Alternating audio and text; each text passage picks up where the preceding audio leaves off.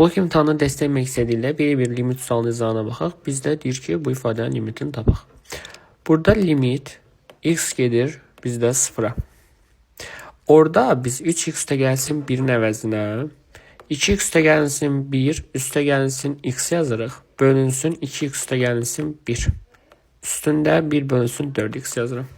Bunu nə edəcəm? Tərəf-tərəfə böləcəm. Necə bölürük? Limit x gedir 0-a, yaxınlaşır 0-a.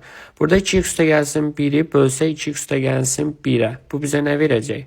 1 üstə gəlinsin.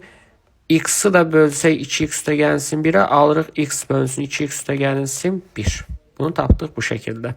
Üstündə 1 bölünsün 4x yazırım. Bunu da gəlin kökənli limitə gətirək. Necə gətiririk? Limit x yaxınlaşır 0-a. 1 üstə gəlinsin x bölünsün 2x üstə gəlinsin 1. Bunu kökənli limitə gətirmək üçün gərək bunun üzərinə nə yazmalıyıq? 2x üstə gəlsin 1 bölünsün x yazmalıyıq. Bunu tərs yazmalıyıq ki, kökənli limitə gəlsin. Biz bunun üzərinə bunu yazmışıqsa, onda gəl mən bu ifadəni x bölünsün 2x üstə gəlsin 1-ə vurum ki, üstü. Buna bu ixtisar geçsin. Buna bu ixtisar geçsin ki, ifadənin mənası dəyişməsin. Ona görə bu şəkildə yazırıq. Bir də üstündə nə var? Vurulsun 1 bölünsün 4x var. Oldu belə. İndi fikir versək əgər, bu bizə nəyi verir? Y üstündə 1-i verir. Gəl mən burada da limiti atım yuxarı. Onda olur limit x yaxınlaşır 0-a.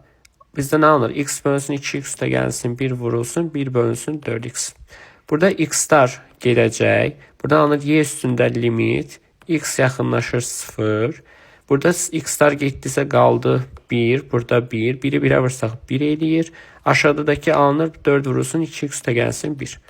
X 0-a yaxınlaşır. Gətirin qoyun qiyməti yerinə 0 qoysaq yerinə.